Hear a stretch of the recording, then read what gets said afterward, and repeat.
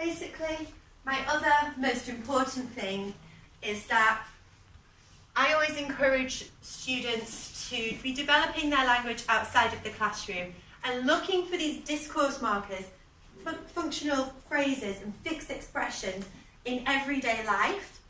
If you're reading, watching television, watching videos on YouTube, once you start noticing them, you can't stop and you can try and incorporate them into your language. I think it's important to study in a classroom, but I think studying is only a small percentage of language learning.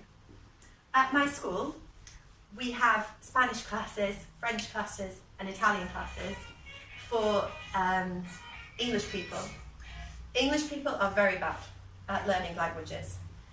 I don't know if you know about English people. Yeah? They cannot say anything in another language, and they have very strange ideas about how to learn a language. Number one, English people don't understand English. They can speak it perfectly, but they don't know any grammar. They don't know any vocabulary. They do vocabulary, they don't know any grammar. They don't know how to construct sentences. My Spanish book has, when you open it, it's for adults, and it has like 6 pages where it says a verb is a doing word. And then it says examples of verbs: eat, sleep, read.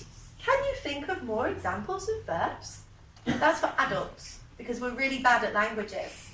And the English people that come to Spanish classes, they say, oh yeah, well, in 10 weeks I'm going to be fluent and I'm going to move to Spain.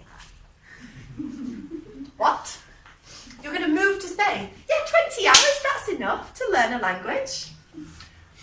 No. 20 hours, you've got 0.5% of the whole language. And the other thing that they do is they say, did you study this week? No, I don't need to study, I'm coming to Spanish class.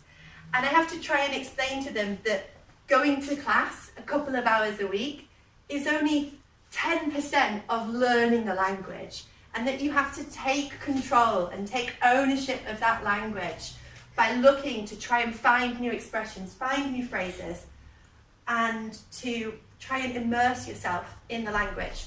I don't like my students to sit and do loads of grammar homework, because for me that's really boring. You've been at work all day, you come home, you're tired, you don't want to do grammar homework. But if you're watching a film, you're immersing yourself in the language and you're learning new expressions and phrases. So I think just take ownership, try and have a look at discourse markers. The more of these you use, the more fluent you're going to become.